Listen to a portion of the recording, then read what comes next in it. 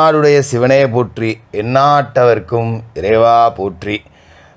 குரோதி வருடம் ஆனி மாதம் அப்படிங்கிறது தொடங்க போகுது. அப்போ ஆனி மாதத்துக்கு உண்டான ராசி பலன் அப்படிங்கிறத நாம் முன்கூட்டியே தெரிஞ்சு பார்த்துக்கிட்டோம் அப்படின்னா, இந்த மாதத்தில் இதெல்லாம் செய்யலாம், இந்த மாதத்தில் இதெல்லாம் செய்யக்கூடாது, இந்த கிரகம் நமக்கு சாதகமாக இருக்குது, இந்த கிரகம் நமக்கு சாதகமற்று இருக்குது, அப்போ அதுக்குண்டான மாதிரியான முடிவுகளை தான் நம்ம எடுக்கணும் அப்படிங்கிறத கொஞ்சம் நாம் அனுமானிச்சிக்கலாம். அதுக்குண்டான பலன் அப்படிங்கிறத நாம் ரொம்ப துல்லியமாக கணிக்கணும் அப்படின்னா, இந்த மாதத்துக்குண்டான கிரக நிலைகள் அப்படிங்கிறத பார்க்கணும். அப்போ கிரகங்களோட ராஜா சூரியன் மிதுன ராசியில் இருக்கார், பூமிகாரகன் செவ்வாய் மேச ராசியில் இருக்கார், ஆனி 27 ரிஷபராசிக்கு சுக்கிரனோட வீட்டுக்கு போகிறாரு, புத்திகாரகன் புதன் மிதுனத்தில் இருக்கார், 12 கடகத்தில் சந்திரனோட வீட்டுக்கு போகிறாரு, சுக்கிர பகவான் மிதுன ராசியில் இருந்துட்டு 22 கடகராசிக்கு போகிறாரு, குரு பகவான் ராஜ கிரகம் சுப கிரகம் ரிஷபராசியில் இருக்கார், சனி பகவான் கும்பராசியில் தன்னோட சொந்த வீட்டில் ஆட்சியாக இருந்துக்கிட்டு இந்த ஆனி மாதம் 5 அன்னைக்கு வக்கரகதி அடைகிறார். சனி வக்கரம் அப்படிங்கிறது எல்லாரும் அவசியமாக பார்க்க வேண்டிய ஒரு விஷயம். அப்படிப்பட்ட சனி பகவானோட வக்கரம் அப்படிங்கிறது இந்த ஆனி மாதம் 5 நடக்குது. ராகு கேதுக்கள்னு பார்த்தீங்கன்னா, ராகு மீனத்தில் குரு பகவானோட வீட்டில் இருக்கார், கேது கன்னிராசியில் புதனோட வீட்டில் இருக்கார். இதான் இந்த மாதத்துக்கு உண்டான கிரகங்கள். சின்ன சின்ன மாறுதல்கள் அப்படிங்கிறது இருக்குது. சில கிரக சேர்க்கை அப்படிங்கிறது 12 வருஷத்துக்கு பிறகு இந்த மாதத்தில் நடக்குது. அப்படி ஒரு அற்புதமான மாற்றங்கள் நிகழக்கூடிய இந்த ஆனி மாதத்தில் உங்களோட ராசிக்கு என்ன கிடைக்குதுன்னு பார்த்துருவோம். விருச்சிக ராசி நேயர்களே, உங்களுக்கு இந்த ஆனி மாதம் எப்படி இருக்குது அப்படின்னு பார்த்தீங்கன்னா, மாத தொடக்கத்திலே உங்களோட ராசிக்கு அதிபதியான செவ்வாய் எங்கே இருக்கார் அப்படின்னு பார்த்தீங்கன்னா, ராசிக்கு 6வது வீட்டில் மேச ராசியில் ஆட்சி பெற்று உட்காந்துருக்காரு. அதோட மாதத்தோட கடைசியில் 27 தேதிக்கு மேலே அவர் 7வது வீட்டுக்கு கலத்திரஸ்தானத்துக்கு செவ்வாய் போய் குருவோடு சேர்ந்துக்கிட்டு குருமங்கல யோகம் அப்படிங்கிறதையும் கொடுக்குறாரு. குரு பகவானோட பார்வை அப்படிங்கிறதும் உங்களோட ராசியிலே இருக்குது, செவ்வாய் 6லே இருக்கார். அப்படிங்கும்போது தொட்ட காரியங்கள் எல்லாத்துலேயுமே வெற்றி கிடைக்கக்கூடிய அமைப்பு, தொழில் வளர்ச்சி, உத்தியோகத்தில் உயர்வு, நிறைய புது புது வாய்ப்புகள், இது எல்லாம் வந்து சேரக்கூடிய அமைப்பு. மாதிரி சுபகாரிய நிகழ்ச்சிகள் நிறைய நடக்கக்கூடிய அமைப்பு அப்படிங்கிறது இருக்குது. இந்த மாதத்தை நீங்கள் சரியாக பயன்படுத்திக்கிட்டிங்கன்னா ஓரளவுக்கு வாழ்க்கையில் அடுத்து என்ன அப்படிங்கிற மாதிரி ஒரு தெளிவு கிடைக்கும். என்ன செய்கிறதுனே தெரியாமல் இருந்தவங்க, நிறைய கடை இருக்குது எப்படி அடைக்கிறது, பிள்ளை ஊட்டிகளை படிக்க வைக்கணும், ஒரு சொத்து சோகம் ஒன்றும் சேர்க்கணும், ஒரு ஊடுகட்டில் சேர்க்கணும், இந்த மாதிரி பல திட்டங்கள் பல கனவுகள் அப்படிங்கிறது உங்களுக்கு இருந்திருக்கும். எல்லாருக்கும் இருக்கக்கூடியது தான், அதில் எதுவும் தப்பு கிடையாது. அப்படி உங்களோட எதிர்கால லட்சியம், எதிர்காலத்தோட திட்டங்கள், குறிக்கோள், நோக்கம் எல்லாத்தையும் நிறைவேற்றி காட்டுறதுக்கு சின்ன சின்ன வழிகாட்டக்கூடிய ஒரு மாதமாக இந்த ஆனி மாதம் அப்படிங்கிறது இருக்க போகுது. அதோட முக்கியமான ஒரு அமைப்பு இந்த மாதத்தில் என்னென்னா, ராசிக்கு 4வது வீட்டில் சனி பகவான் இருக்கார், அர்த்தாஷ்டம சனி. அர்த்தாஷ்டம சனி அப்படிங்கிறது அஷ்டம சனியில் பாதி அப்படின்னு சொல்லிடலாம்.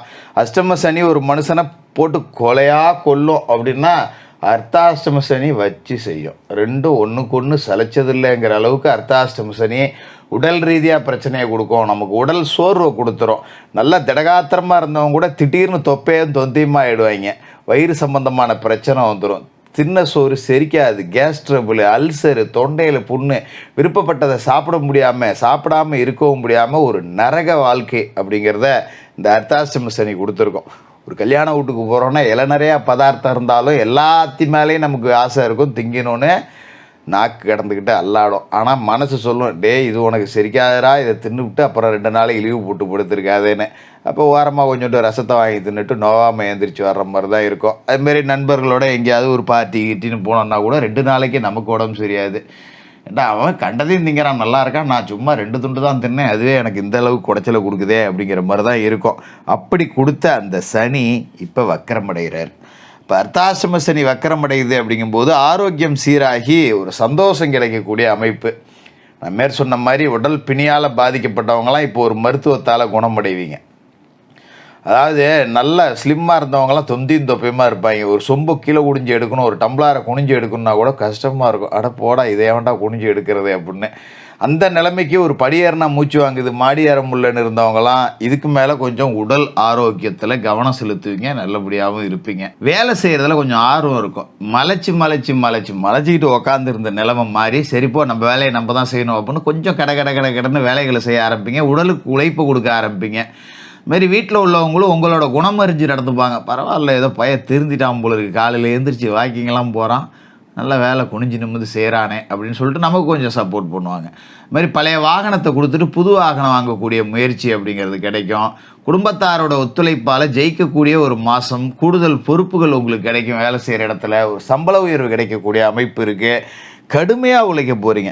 அதாவது ஒரு 10 வருஷத்துக்கு முன்னாடி நான் எப்படி சுறுசுறுப்பாக இருந்தோன்னா அப்படி இருக்க மாதிரி இருக்குடா நம்ம உடம்பு அப்படிங்கிற மாதிரி இருக்கும். உடம்பு ஒரு முறுக்கேறி பூச்சிம்மாயில்ல, அந்த அளவுக்கு இருக்கும் அந்த சனி வைக்கிறதால. அதோட ஆணி 12 பாக்கியஸ்தானத்துக்கு புதன் வராரு. 8ல் எல்லாம் அட்டமத்தில் போய் மாட்டிட்டு கிடக்கு. எல்லாம் புதன் சுக்கிரன் சூரியன் எல்லா கிரகமும் போய் அட்டமத்தில் மாட்டிக்கிட்டு இருக்கு. சூரியன் இந்த மாதம் முழுக்க அட்டமத்தில் இருப்பார். 12ஆம் தேதிக்கு மேலே பாக்கியஸ்தானத்துக்கு புதன் கிளம்பி போடுவார். அஷ்டம லாபாதிபதியான புதன் பாக்கியஸ்தானத்துக்கு வரும்போது நிறைய நல்ல சந்தர்ப்பம் கிடைக்கும். அப்போ புகழ்மிக்கவர்களோட பின்னணி உங்களுக்கு கிடைக்கும். ஒரு பெரிய அதிகாரி உங்களுக்கு பழக்கமாவார், ஒரு அரசியல்வாதி பழக்கமாவாங்க, ஒரு கட்சியில் முக்கியமான ஆள் பழக்கமாவாங்க. அவங்க மூலியமாக ஒரு ஒப்பந்தம் கிடைக்கும். இப்போ ராசிக்கு அதிபதியே செவ்வாய் தானே. அப்போ அரசியல் கட்சியில் இருக்கேன் அப்படின்னா ஏதோ பேருக்கு நானும் கொடி பிடிச்சிக்கிட்டு கோஷம் போட்டுக்கிட்டு ஃப்ளெக்ஸ் வச்சுட்டு வரவும் போகிறோம் கூட்டத்துக்கெல்லாம் கலந்துக்கிட்டு இருந்து நானும் கட்சிக்காரன்னு வேட்டையை கட்டிக்கிட்டு வெத்து பந்தாவுக்கு சுற்றிக்கிட்டு இருக்கேன் அப்படின்னு இருந்தவங்க ஒரு கான்ட்ராக்டு கமிஷன்னு ஒரு அரசியலை வச்சு 10 ரூபா சம்பாதிக்கக்கூடிய யோகா அமைப்பு அப்படிங்கிறதும் கிடைக்கும். அதுமாரி வரக்கூடிய லாபத்தை தொழிலில் மூலதனம் பண்ணி ஏதாவது வளப்படுத்திடுவீங்க. 10 ரூபா வருது அப்படின்னா அதை கொண்டு எங்கேயாவது உருப்படியாக செலவு பண்ணுவீங்க.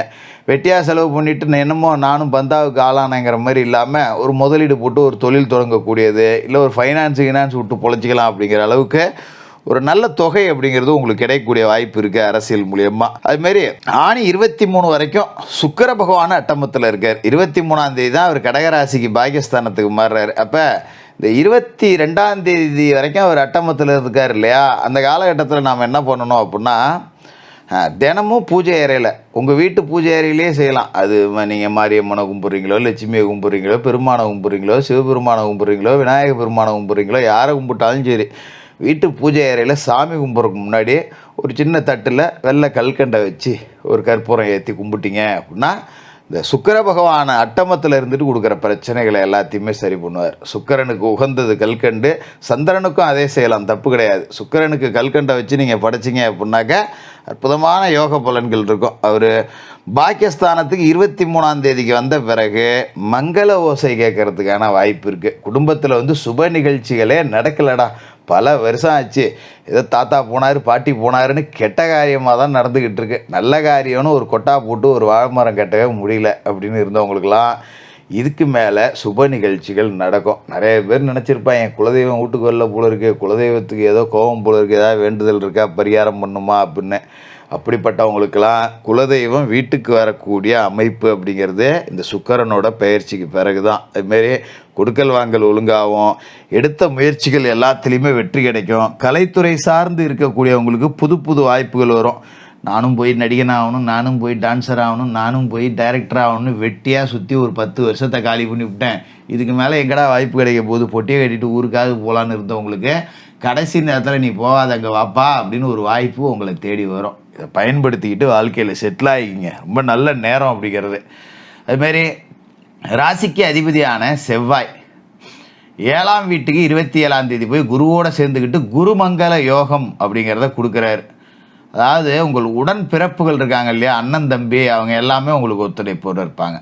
மன விற்பனை தொழில் செய்கிறவங்க, இல்லை இந்த ரியல் எஸ்டேட் பண்ணுறவங்க, தரகு கமிஷன் ஏஜென்சி வைக்கிறவங்க, இவங்க எல்லாத்துக்குமே வருமானம் கிடைக்கும். இந்த குருமங்கல யோகத்தால் விவசாயத்தில் ஒரு புரட்சியே நடக்கும். விவசாயம் செய்யக்கூடியவராக இருந்தீங்கன்னா உங்களோட பயிரை பார்த்து பக்கத்து கொள்ளக்காரன் ஆச்சரியப்படக்கூடிய அளவுக்கு வளர்ச்சி அப்படிங்கிறது இருக்கும். விளையக்கூடிய பொருளுக்கான காசு பணம் லாபம் அப்படிங்கிறதும் நல்லா கிடைக்கும்.